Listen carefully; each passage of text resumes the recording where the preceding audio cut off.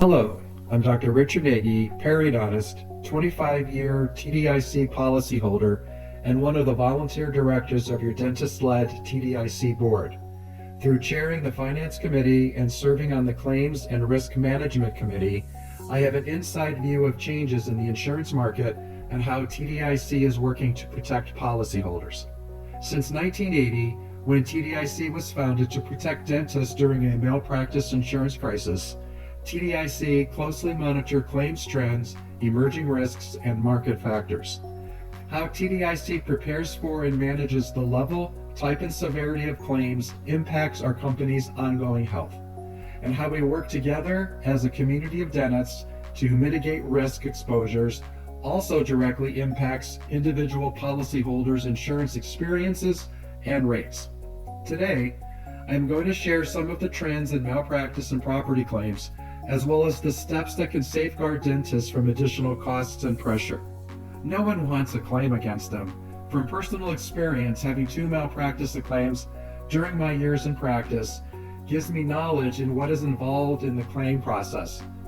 Giving exceptional care to my patients and delivering treatments beyond the standard of care and still having a claim against me thrusted me into the reality of our world, the claim process, and how TDIC was there for me from the beginning to my exoneration. Like most insurance carriers, TDIC's sustained strength relies on the ability to evaluate risk patterns and ensure that our financial reserves are sufficient to completely cover losses. What sets us apart is dentists making decisions with dentist interest at heart. Simply put, we monitor claims closely so that we're well positioned to protect you when you need us. Across more than 24,000 policyholders, we paid 876 professional liability claims and 489 property claims last year alone, along with rising claim costs for cyber liability and other policies.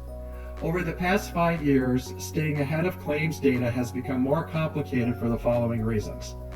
Malpractice claim numbers ebbed during the pandemic as treatments were interrupted or postponed but have resumed and are on the rise. With more advanced treatments and high verdicts in specific types of cases, claim costs rise too.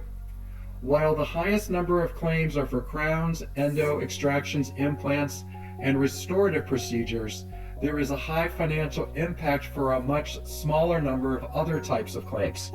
Sedation, anesthetic reaction, nerve injury, and cancer screening or lack of referral claims, reflecting potentially a life and death issues, can sometimes reach millions of dollars.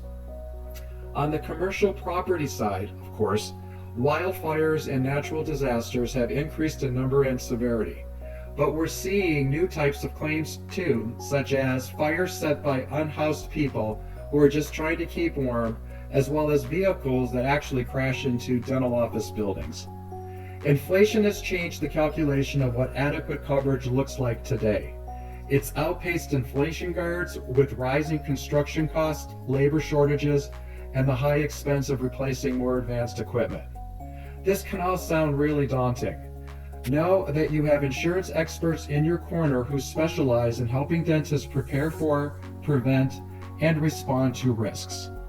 Here are 4 ways you can make a difference. Number 1, detailed documentation. So very important. It's hard to defend dentist decisions if they're not documented properly.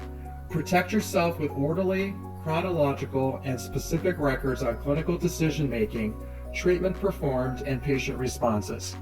Records that are incomplete, inappropriate, or inadequate, especially when it comes to clinical findings, informed consent, or clinical rationale, undermine your side of a malpractice case. Number 2, preventive measures. Even with fire, water, and theft leading property claims, there are some factors under your control, such as shut off your water lines when not in use, maintain electrical systems and safety plans, monitor financial processes, and take cybersecurity measures. Number 3, sufficient coverage. Your policy should keep pace with your changing practice and real-world costs. Adequate malpractice coverage factors in high-risk specialties and procedures. Property coverage factors in inflation and the expense of replacing equipment. Your insurance advisor can help you calibrate the type and amount of coverage you need, uncover gaps, and find ways to save on your premiums, just like your personal home insurance agent probably has already contacted you. Number 4, expert guidance.